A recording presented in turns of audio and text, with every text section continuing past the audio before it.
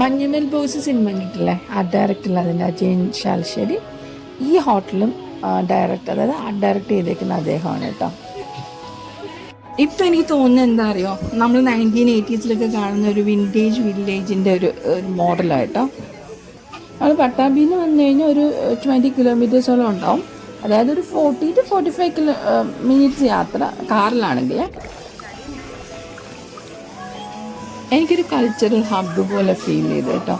ഇരുവശം നമ്മുടെ പഴയ എന്താ പലചരക്ക് കട, ചായക്കട ഇങ്ങനെയൊക്കെ എഴുതിയിട്ട് ഓരോരോ ശരിക്കും പഴയ ചായക്കടയിലൊക്കെ പോലും ഇപ്പോഴും അങ്ങനത്തെ ചായക്കടകളൊക്കെ ഉണ്ട് നമ്മുടെ വില്ലേജിലൊക്കെ ചെന്നാൽ. അതുപോലെയാണ് ഡെസ്കും ബെഞ്ചും ഒക്കെ ഇട്ടിട്ട് പഴയ സിനിമകളുടെ പോസ്റ്ററൊക്കെ ഒട്ടിച്ച് പഴയകാല എന്താ 1980s പാട്ടുകളൊക്കെ ഇട്ട് അങ്ങനെ ഒരു അന്തരീക്ഷം കേട്ടോ. കുഞ്ഞുങ്ങൾക്കൊക്കെ നല്ല ഇഷ്ടപ്പെട്ടു.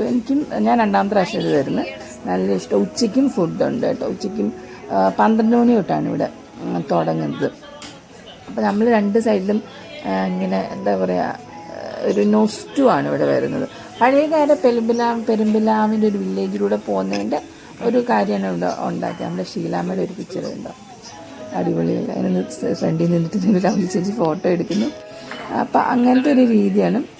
ഒരു മിസ്റ്റ് പോലെ ഇങ്ങനെ വെള്ളം എപ്പോഴും ഒരു മിസ്റ്റിൻ്റെ ഒരു പ്രതീതി അവരവിടെ ഉണ്ടാക്കിയിട്ടുണ്ട്. നമ്മുടെ ഒരു പഴയകാല എന്താ പറയുക, അങ്ങനത്തെ ഇതിലൊന്നും ഞാൻ പോയിട്ടില്ല. തിയേറ്റർ അപ്പം ലോച്ചിയും റീച്ചാനും ഒക്കെ അവരുടെ ഇങ്ങനെ ഗൃഹാതുരത്തെ അവരിങ്ങനെ ഉണർത്തി പഴയ സിനിമാ കോട്ടയൊക്കെ പോയതിലൊക്കെ അതിൻ്റെ ഒരു രീതി. പ്രേം നസീർ സാറിൻ്റെ ഒരു പ്രേം നസീറിൻ്റെ ഒരു ഫോട്ടോ ഇവിടെ നമുക്ക് വരച്ചു വെച്ചിട്ടുണ്ട്. നല്ല ജയൻ്റെ ഒരു കട്ടൗട്ട് കാണാം. പഴയ ഒരു തിയേറ്ററിൻ്റെ ഒരു മോഡൽ. എല്ലാവരും ചെറിയ ചെറിയ റൂമുകളായിട്ട് തിരിച്ചിട്ട് ഇങ്ങനെ ചായക്കട പോലെ ഒരു ഇതാക്കിയേക്കാം കേട്ടോ. ഇങ്ങോട്ട് നീങ്ങിക്കാം, ഇത് വെട്ടമില്ല, ഇങ്ങനെ തിരിഞ്ഞിരിക്കാം. ഹാരിഷ് കാരണമാണ് ഞങ്ങൾ വീണ്ടും ഇവിടെ വന്നത്.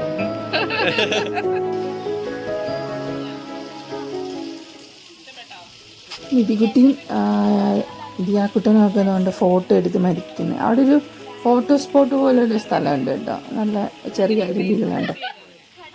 അരുവികളും കല്ലും ഒക്കെ ഇട്ട് അവിടെ അങ്ങ് ഫോട്ടോ എടുത്തങ്ങ് മരിക്കുക. എനിക്കും കുറേ ഫോട്ടോസ് എടുക്കണം. എന്നാൽ ഈ സ്ഥലങ്ങളിൽ നല്ല രസമാണ്. ഇതിൻ്റെ ആ കാണുന്ന മൂണില്ലേ, അത് ശരിക്കും ശരിയായിട്ടുള്ള മൂണല്ല, നിർമ്മിതമാണ്. അടിപൊളിയായിട്ടുള്ള. നിതിമോളും ധനക്കുട്ടനും ദിയാക്കുട്ടനും കൂടെ അവരുടെ റീൽസിൻ്റെ പരിപാടികളാണ് അത് ചെയ്തുകൊണ്ടിരിക്കുന്നത്. അതിന് മെയിലിൽ കേട്ടോ. ഞാൻ കയറിയില്ല, എനിക്ക് സ്റ്റെപ്പ് കയറാൻ വയ്യാത്തതുകൊണ്ട് ഞാൻ താഴത്തുനിന്ന് നിന്ന് അവർ റീൽസ് എടുക്കുക മെയിലിൽ. അടിപൊളി. നിങ്ങൾ തൃശ്ശൂർക്ക് വരുന്ന എപ്പോഴെങ്കിലും വരുന്നെങ്കിൽ ഒരു പ്രാവശ്യം വരണം കേട്ടോ. വേർത്താവുന്നതിനാണ് എൻ്റെ വിശ്വാസം. പിന്നെ നമ്മൾ കോഴിക്കോട് പോകുന്ന ആ റൂട്ടാണ്. അപ്പോൾ ഒരിക്കലെങ്കിലും ഇവിടെ വരിക. ഒരു നേരത്തെ ഉച്ചയ്ക്കുണ്ട് 12 മണി തൊട്ട് തുടങ്ങും. 12 തൊട്ട് 11 മണി വരെയാണ് ഇവർ പറയുന്നത്. നല്ലൊരു അനുഭവമായിരിക്കും. നഷ്ടമാകില്ല എന്നാണ് എൻ്റെ ഒരു വിശ്വാസം.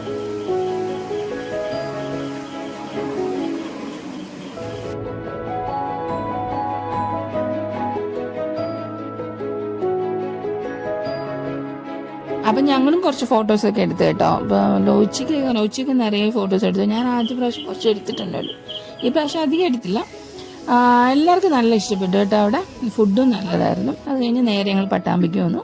പിന്നെ കുറച്ച് നേരം അവർ തങ്ങിയിരുന്ന ഹോട്ടലിൽ അവിടെ കുറച്ച് നേരം ഞങ്ങൾ സ്പെൻഡ് ചെയ്തിട്ട് ഞങ്ങൾ വീട്ടിലേക്ക് പോന്നു.